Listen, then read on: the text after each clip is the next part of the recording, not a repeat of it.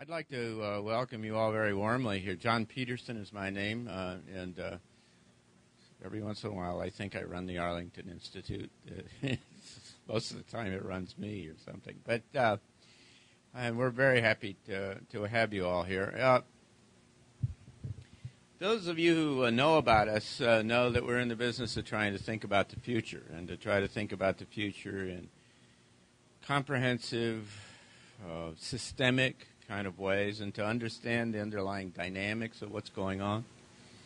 And we're really in the business of weak signals and early indicators and wild cards, trying to look for those little subtle things that point toward particular worlds coming downstream. We've become convinced in the last few years that we're on the edge of a time of extraordinary change in the history of this planet.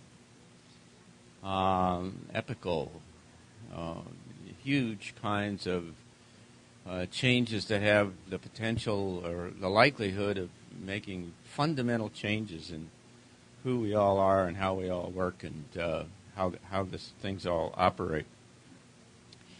And part of what we've been trying to do most recently is try to understand that, and try to understand that at a very kind of fundamental and deep and theoretical way. It's easy enough to kind of track the trends and say this is all happening, but to try to understand why it's going on and what it is all about is quite something else, and it's taken us off on a very interesting kind of journey.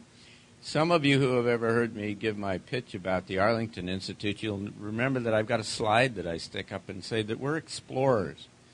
One of the things that we do is we go out and work the edges and try to understand the early things, that other people are not familiar with, or go into space that other folks are not familiar with, and that seems to be the essential nature of being a futurist to me.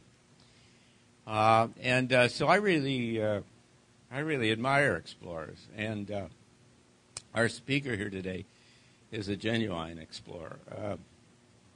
The thing about explorers is that they go to places often that you don't want to go, and they go in ways and do things that you probably may not want to do.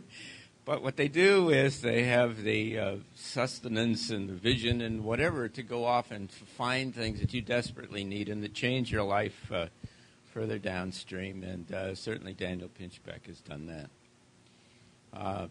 His book was very important to me because Daniel has delved into the deep richness of the underlying kind of motivation and structure and direction of all of this change that we're seeing around us. And one of the things I most appreciated about him was the kind of the honesty and the transparency in what he wrote about. Those of you who have read the book already know that there's a whole lot of his personal life that's woven inside of his story about the larger picture of where things are going. And I read these things really quite carefully because there are a lot of folks that in our business who do these big categorical, sweeping kind of things that say, always this happens, and that must be true, and you know these kinds of things. And Daniel always couches his stuff, and he always says, well, if it's true, it might be, and that guy suggests it, and we don't know. And there was all kind of an intellectual honesty about all of this thing.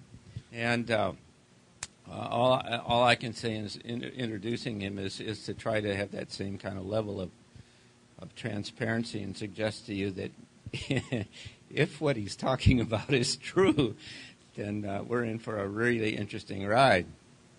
And if he's not talking about what is true, then it'll be interesting to listen to him. Thanks very much. That was great. I'm really happy to be here. A different kind of audience than I usually talk to, which is great. You're not Santa Cruz hippies or whatever. It's a different kind of group.